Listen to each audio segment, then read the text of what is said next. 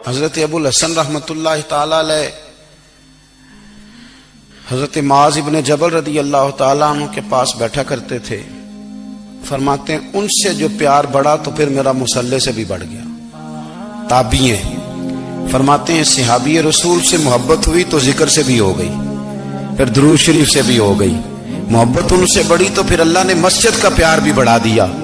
آپ فرماتے ہیں کہ میری ہر وقت طبیعت چاہتی تھی کہ بس اللہ اللہ کروں, بس اللہ اللہ کروں, بس نہ میں ذرا تھوڑی جان چھڑاؤں لوگوں سے, کو 10 منٹ ملے تو میں کچھ 4 نفل پڑھ لوں, میں تھوڑا سا نہ بچوں لوگوں سے, اور مجھے تسبیح ملے تو میں نہ کچھ 400-500 دفعہ استغفار پڑھوں, سبحان اللہ الحمدللہ اللہ اکبر لا حول ولا قوت الا باللہ, میں نہ تسبیحات پڑھوں. فرماتے ہیں کہ بچے تھے گھر میں 6-7, غربت تھی, کام ملتا کوئی نہیں تھا, اور میں کام چور نہیں تھا, کام ڈھونڈتا تھا, پر اللہ کی قدرت کے کام نہیں ملتا تھا. فرماتے ہیں کہ میں نے ایک دن اپنی اہلیہ سے کہا کہ آج میں پھر جاتا ہوں کام ڈھونڈنے. تو میری بیوی بڑی فرما بردار تھی, پر اس دن نہ غربت کے ہاتھوں تنگ آ کے کہنے لگی آج نانا کوئی تو چیز لے کے آیا, تو مجھ سے بچوں کی بھوک نہیں دیکھی جاتی. یہ سب روگاں دا روگ محمد جس دا نام غریبی, کنڈ بلا کے لنگ جاندے نہیں دوست یار قریبی.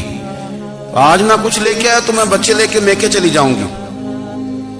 شیخ فرماتے ہیں کہ میں بڑا پریشان گھر سے نکلا, پر میں نے صبح سے لے کے زور تک کام ڈھونڈا, کام ملا کوئی نہیں. تو میرے دل میں خیال آیا چلو کام نہیں ملتا تو اللہ اللہ تو کرے نا, چلو بندوں کی مزدوری نہیں ملتی تو رب کریم کی عبادت ہی کرتے ہیں. فرماتے ہیں کہ میں نے نا فرات کے پانی سے وضو کیا, نہر کے, شدید دھوپ تھی, ساتھ ریت تھی اور ریت تپ رہی تھی.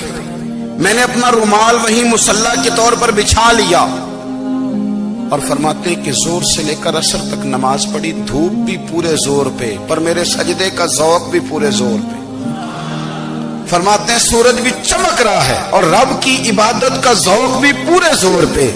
میں سجدہ کروں تو پھر میرا اٹھانے کو جی نہ چاہے. میرے استاد لکھا کرتے تھے, یہ ان کا شعر ہے, وہ کہا کرتے تھے مجھے سوز دے, مجھے ساز دے, اور مجھے نیم شب کا نیاز دے, دم سجدہ خود کو میں توڑ دوں, مجھے ایسا ذوق نماز دے. اور میں تیری بہار کا پھول ہوں, میں کھلا بھی ہوں تو تیرے لیے, مجھے میری شاخ سے توڑ لے, مجھے اپنی زلف کا ناز دے. بھائی فرماتے ہیں کہ عصر تک میں نے نفل پڑھے, دل ڈھلنے لگا, عصر کی نماز پڑھی اور میں وہاں سے چلا. اب میں جب نکلنے لگا تو دل میں خیال آیا کہ چھوٹی چھوٹی دیواریں ہیں گھر کی, بغیر کچھ لیے جاؤں گا تو بیوی دور سے دیکھے گی تو شور کرے گی کہ پھر خالی ہاتھ آ گیا ہے. کہتے میں نے اپنے اسی رومال میں جس میں میں نے نماز پڑھی تھی نا, رومال میں کی آخی دے پنجابی جسافہ کہتے ہیں, اسی میں نا میں نے کچھ ریت بھر لی کہ وہ دور سے دیکھے گی تو سمجھے گی کچھ لے کے آیا ہے, چلو جا کے اسے بتا دوں گا کہ آج پھر مزدوری نہیں ملی. کہتے ہیں وہ ریت لے کر جب میں گھر میں گیا تو پہلے بیوی دروازے پہ کھڑی ہوتی تھی, پوچھتی تھی خالی ہاتھ آ گئے ہو, آج میں نے دیکھا تو ہے ہی کوئی نہیں. فرماتے ہیں میں اندر داخل ہوا, سلام لیے, کونے میں میں نے وہ رومال رکھ دیا اور میں نے آواز دی کہ بھلی مانس کہاں ہو. تو وہ کہنے لگی آپ منہ ہاتھ دھو لیں, میں روٹی لے کے آئی. میں نے کہا روٹی کہاں سے آ گئی, یہاں تو کئی دنوں کے فاقے, تو کئی دنوں کی غربت ہے, یہاں تو اس گھر میں تو فقیری ہے. فرماتے ہیں کہ وہ روٹی لے کے آئی, اور اس وقت کی جو موجودہ نعمتیں تھیں, سمجھ لیں سلاد اچار ہر چیز ساتھ لائی. میں نے کہا کہ بچے کہاں گئے, کہنے لگی وہ کھانا کھا کے کھیلنے گئے, آپ کھانا کھا لیں آ جاتے. کھانا اس نے چن دیا. میں نے حیرت انگیز لہجے میں ساری نعمتیں اپنے دسترخوان پہ دیکھ کر کے بیوی سے پوچھا یہ کہاں سے آیا کھانا, بچوں کو تو نے کہاں سے کھانا کھلایا, یہ سارا کچھ کیسا ہے.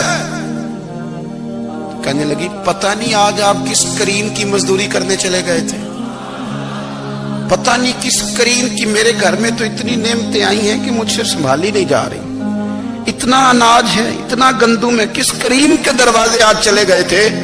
یہ کہتے کہتے وہ اٹھی اور اٹھ کر کے کہنے لگی پہلے بڑا کچھ آیا تھا, اب کیا لے آئے ہو. اور جا کر کے نا اس نے وہ ریت والا رومال کھولا، کہنے لگے میں تو لے کے آیا تھا ریت، تو میرے رب نے اسے بھی سونے اور ہیرے بنا دیا تھا۔ جب آپ کی توجہ اللہ کی جانب، میرے نبی پاک صلی اللہ تعالی علیہ وسلم نے فرمایا ہر چیز اپنے رب سے مانگ، ہر چیز مانگ، ہر چیز مانگ۔ یا رسول اللہ کیا کچھ؟ میرے محبوب نے فرمایا تیرے گھر میں نمک بھی ختم ہو جائے تو وہ بھی اپنے رب سے مانگا کر، تو مانگنا وہ تجھے دے گا، تو اس کی بارگاہ میں کشکول طلب دراز تو کرنا۔ اور ترمذی شریف میں عجیب لفظ ہے، رسول کائنات نے فرمایا، رب کریم فرماتا ہے جب میرا بندہ ہاتھ اٹھاتا ہے نا تو مجھے حیا آتی ہے کہ میں خالی کیسے لوٹا دوں اس کے۔ اتنے بڑے بادشاہ کی بارگاہ میں، او بھائی لوگوں سے عزتیں تلاش کرتے ہو تو وہ کیا تمہیں عزت دیں گے؟ وہ تو کل اچھا کہتے ہیں پرسوں برا کہنے لگ جاتے ہیں۔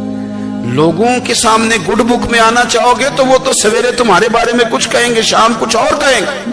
اپنی روحانی زندگی آباد کریں، اپنے مسلح کو وقت دیں، اور دنیا سے چھپ کر اس موبائل کو بند کر کے اور اپنے آپ سے بھی چھپ کے اور تنہا ہو کے چھپا کے سارا کچھ اپنے آنسو اپنے رب کی بارگاہ میں پیش کریں، اس کے حضور حاضری دیں۔ سنو نا ترمذی کی حدیث، اور اسے یاد رکھنا، نبی پاک علیہ السلام نے فرمایا اپنے دکھ لوگوں کے سامنے نہ بیان کرنا، سیٹھوں نوابوں کو نہ بتاتے پھرنا، دنیا داروں کے سامنے جا کے نہ رونا کہ میں تکلیف میں ہوں۔ فرمایا اگر دنیا داروں کو دکھ بتاؤ گے رب تمہیں کبھی غنی نہیں کرے گا۔ اور لوگ ہیں کہ الٹا مذاق اڑائیں گے، آپ کی جس سے بڑی پکی یاری ہے نا، پکی، وہ تب تک پکی ہے جب تک آپ نے 50,000 مانگا نہیں، اور جس وقت آپ نے کہہ دیا کہ میں مجبور ہوں میری مدد کر، تو پھر ختم ہو گئی دوستی۔ لوگوں کی تعلقات آپ کے ساتھ تب تک ہیں جب تک آپ ان سے کوئی ضرورت وابستہ نہیں کرتے۔ کریم محبوب فرمانے لگے بندوں کے سامنے دکھ نہ بیان کرنا، اللہ تجھے کبھی غنی نہیں کرے گا۔ تو اپنے دکھ اپنے رب کو بتا، تو دعائیں مانگ، تو اس کی بارگاہ میں حاضر ہو، تو اس کے حضور عرض کر۔ فرمایا اپنے دکھ اپنے رب کو بتا، وہ جلدی کرے یا دیر سے کرے تجھے ساری دنیا سے بے نیاز کر دے گا، تجھے کسی کا محتاج نہیں رہنے دے۔